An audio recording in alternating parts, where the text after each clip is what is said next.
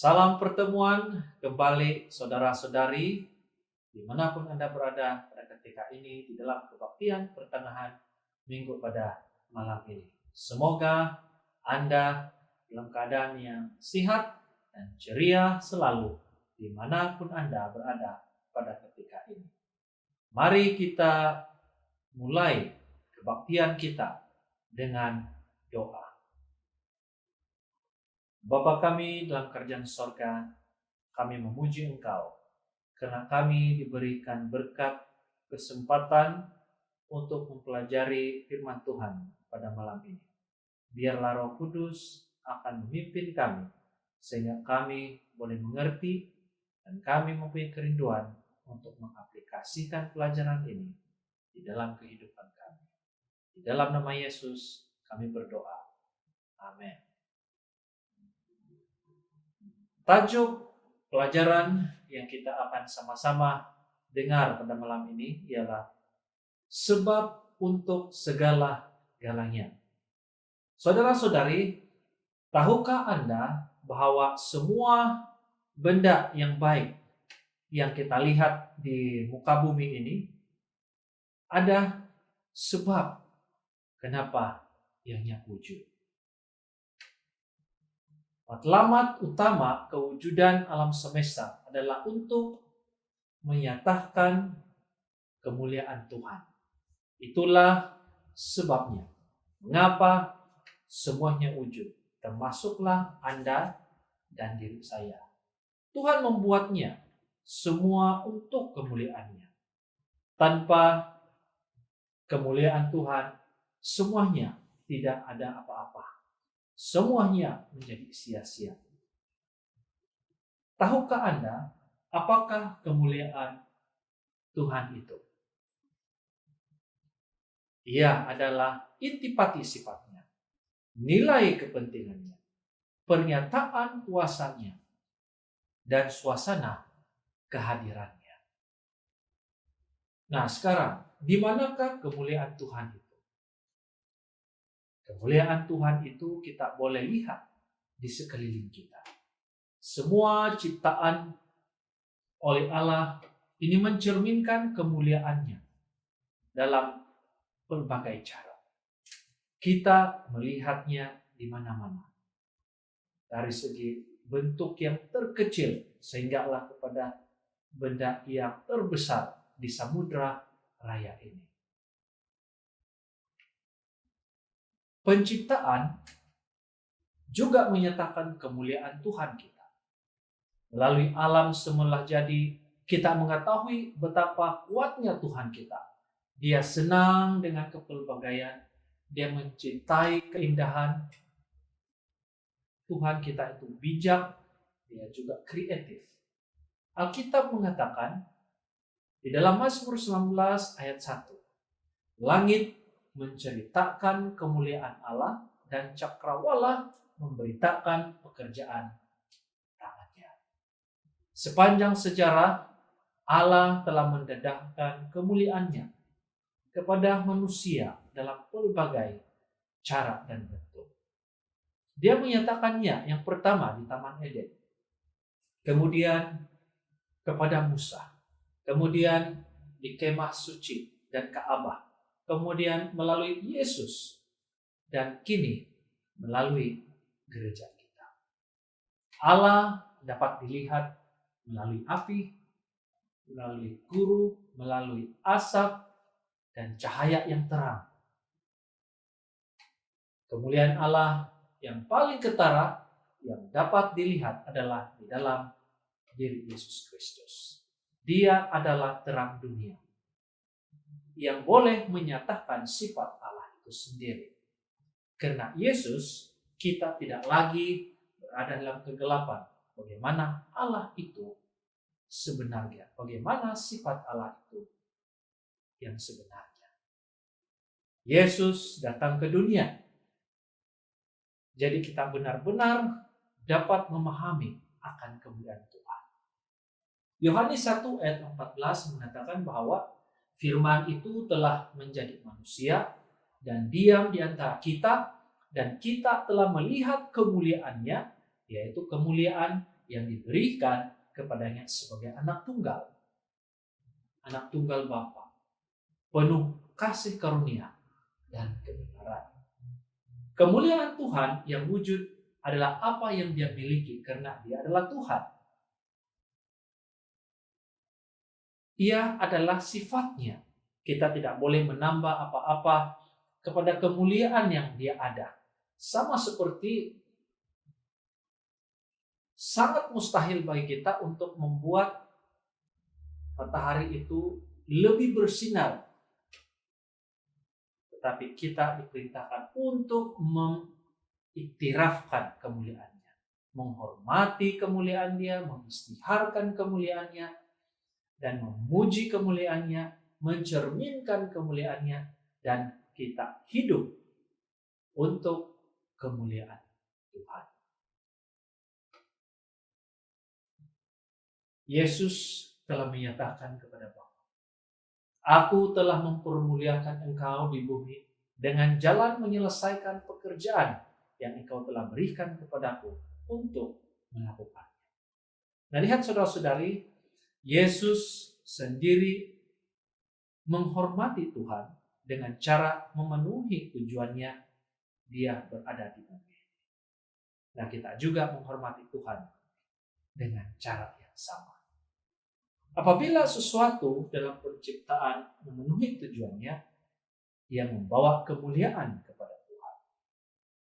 Lihat, burung-burung yang berada di udara boleh membawa kemuliaan untuk Tuhan. Bagaimana caranya?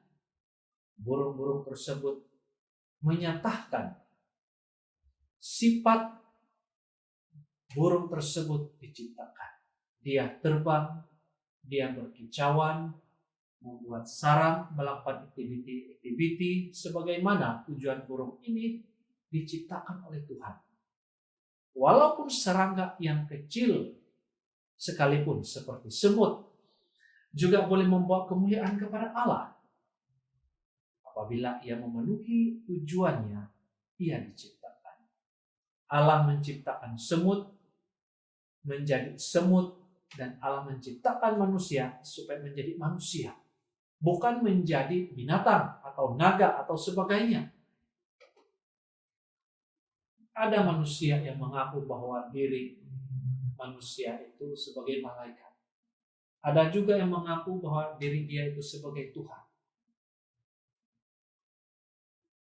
Tetapi bagaimanakah itu terjadi, saudara-saudari? Sedangkan memang pada asalnya mereka diciptakan sebagai manusia saja dan bukan kepada benda yang lain. Kemuliaan Allah itu akan terjadi apabila manusia itu benar-benar menjadi manusia yang diciptakan menurut tujuan diciptakan. Nah, pelajaran pada malam ini menyatakan kepada kita ada 5 cara bagaimana kita boleh membawa kemuliaan kepada Tuhan kita di surga. Yang pertama, kita boleh memuliakan Allah dengan menyembah Dia. Ibadah adalah satu gaya hidup yang sepatutnya ada di dalam diri kita kepada Allah. Kita menyembah Tuhan dengan menikmati Dia. Tuhan mau ibadah kita bermotivasikan kasih, kesyukuran, dan yang menggembirakan, dan bukannya satu paksaan atau satu tugasan yang berat. Yang kedua, kita boleh memuliakan Allah dengan mengasihi orang lain. Apabila Anda dilahirkan kembali, Anda menjadi sebahagian daripada keluarga Tuhan. Mengikuti Kristus bukan hanya perkara mempercayai sesuatu, tapi ia juga termasuklah memiliki sikap kebersamaan dan belajar untuk mengasihi keluarga Tuhan yang lain. Yohanes mengatakan, kita tahu bahwa kita sudah berpindah dari dalam maut ke dalam hidup, yaitu karena kita mengasihi saudara kita. Barang siapa tidak mengasihi, ia tetap di dalam maut. Yang ketiga, kita boleh memuliakan Allah dengan memiliki tabiat seperti Kristus. Setelah kita dilahirkan di dalam keluarga Tuhan, Dia mau kita berkembang untuk rohani yang matang. Bagaimana yang dimaksudkan dengan rohani yang matang? Rohani yang matang ialah seperti Yesus dalam cara kita berpikir, merasa, dan bertindak. Lebih banyak Anda membangunkan perwatakan Kristus, semakin banyak Anda membawa kemuliaan kepada Allah di surga. Alkitab mengatakan bahwa dan kita semua ini mencerminkan kemuliaan Tuhan dengan muka yang tidak berselubung. Dan karena kemuliaan itu datangnya dari Tuhan yang adalah roh, maka kita diubah menjadi serupa dengan gambarnya di dalam kemuliaan yang semakin membesar. Tuhan memberi Anda kehidupan yang baru dan sifat baru apabila Anda menerima Kristus. Sekarang, untuk seluruh hidup Anda di bumi, Tuhan mau meneruskan proses mengubah tabiat Anda dan saya. Filipi 1 ayat 11 mengatakan, penuh dengan buah kebenaran yang dikerjakan oleh Kristus Yesus untuk kemuliaan dan memuji Allah. Saudara-saudari yang dikasihi Tuhan. Perkara yang keempat, bagaimana kita memuliakan Tuhan. Kita boleh memuliakan Allah dengan melayani orang lain dengan karunia yang kita perolehi daripada Tuhan itu sendiri. Setiap kita mempunyai keunikan yang direka oleh Tuhan dengan bakat, karunia, kemahiran, kebolehan. Cara Anda berfungsi bukanlah satu kebetulan. Tuhan tidak memberikan kebolehan Anda untuk tujuan mementingkan diri sendiri. Tetapi kita diberi untuk menjadi berkat kepada orang lain. Sama seperti orang lain diberikan kebolehan untuk menjadi berkat bagi kita. Nasihat Alkitab dalam 1 Petrus pasal 4 ayat 10 hingga 11. Layanilah seorang akan yang lain sesuai dengan kemuliaan yang telah diperoleh tiap-tiap orang sebagai pengurus yang baik dari kasih karunia Allah. Jika ada orang yang berbicara, baiklah ia berbicara sebagai orang yang mempunyai, yang menyampaikan firman Allah. Jika ada orang yang melayani, baiklah ia melakukan dengan kekuatan yang dianugerahkan Allah, supaya Allah dimuliakan di dalam segala sesuatu karena Yesus Kristus. Dialah yang mempunyai kemuliaan dan kuasa sampai selama-lamanya. Yang kelima, kita boleh memuliakan Allah dengan memberitahukan orang lain tentang diri Allah itu sendiri. Tuhan tidak mau kasihnya dan misinya dirahasiakan. Sebaik sahaja kita tahu kebenaran, Dia mengharapkan agar kita berkongsi dengan orang lain. Ini adalah satu kesempatan yang sangat baik memperkenalkan Yesus kepada orang lain. Ini dapat membantu mereka mengerti tujuan mereka diciptakan dan dapat menyediakan mereka kepada kehidupan yang kekal. Sebab semuanya itu terjadi oleh karena kamu, supaya kasih karunia yang semakin besar berhubung dengan semakin banyaknya orang yang menjadi percaya, menyebabkan semakin melimpahnya ucapan syukur bagi kemuliaan Allah. Saudara-saudari yang diberkati Tuhan, apa tujuan Anda hidup di bumi ini? Apa tujuan kewujudan Anda pada ketika ini? Hidup sepanjang hidup Anda untuk kemuliaan Tuhan memerlukan perubahan. Mengikut keutamaan Anda, jadwal Anda, perhubungan Anda, dan semua yang lain.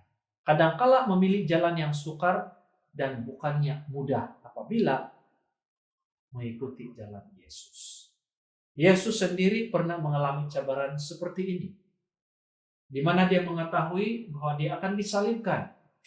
Dia menangis sesuai dengan firman Tuhan. Sekarang jiwaku terharu, dan apakah yang akan kukatakan? Bapa, selamatkanlah aku dari saat ini. Tidak, sebab untuk itulah aku datang dalam saat ini. Bapa, muliakanlah namamu. Maka terdengarlah suara dari sorga.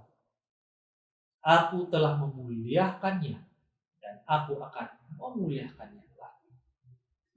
Nah, ketika Yesus berada di dunia, apakah Dia memenuhi tujuan Dia berada di dunia ini?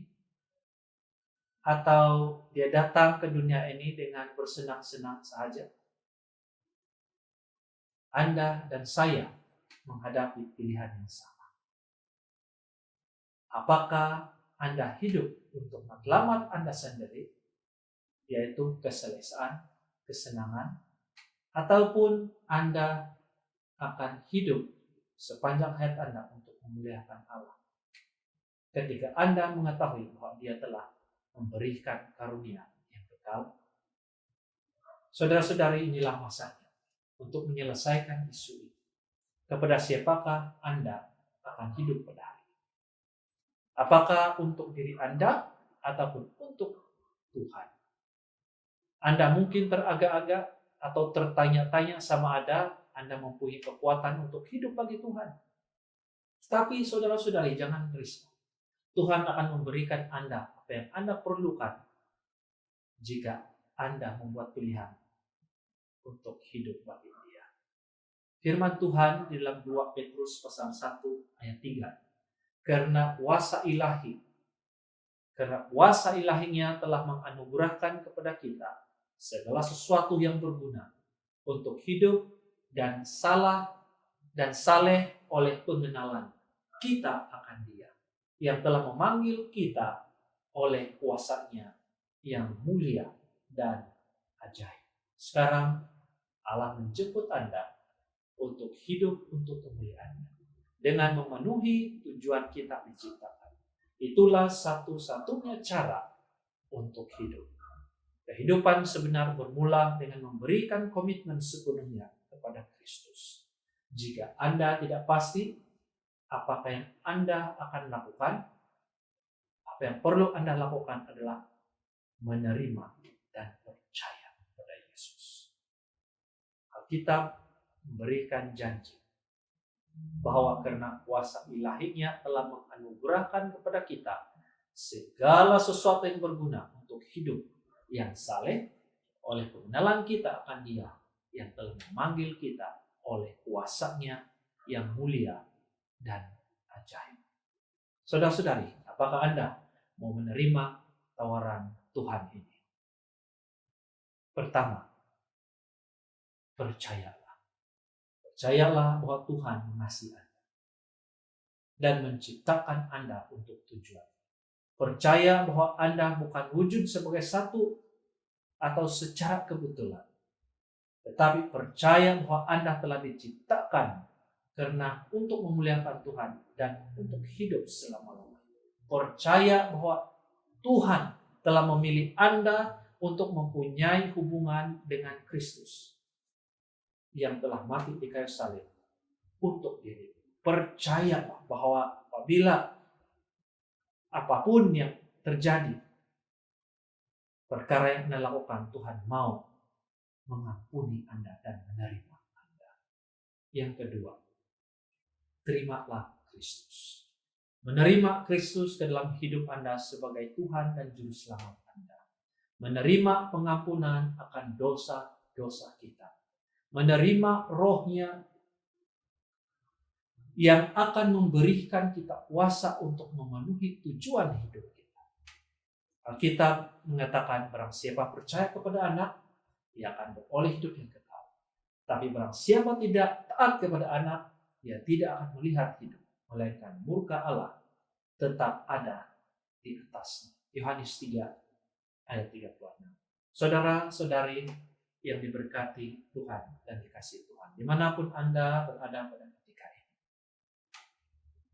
kita hidup pada hari ini bukan secara kebetulan, tetapi kita hidup oleh karena Tuhan mempunyai matlamat untuk kita semua.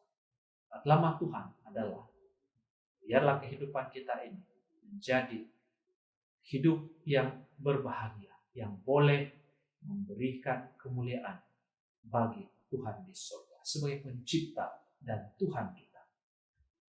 Ayat terakhir dalam Roma pasal 11 ayat 36 mengatakan bahwa sebab segala sesuatu adalah dari Dia dan oleh Dia dan kepada Dia. Bagi Dialah kemuliaan sampai selama-lamanya.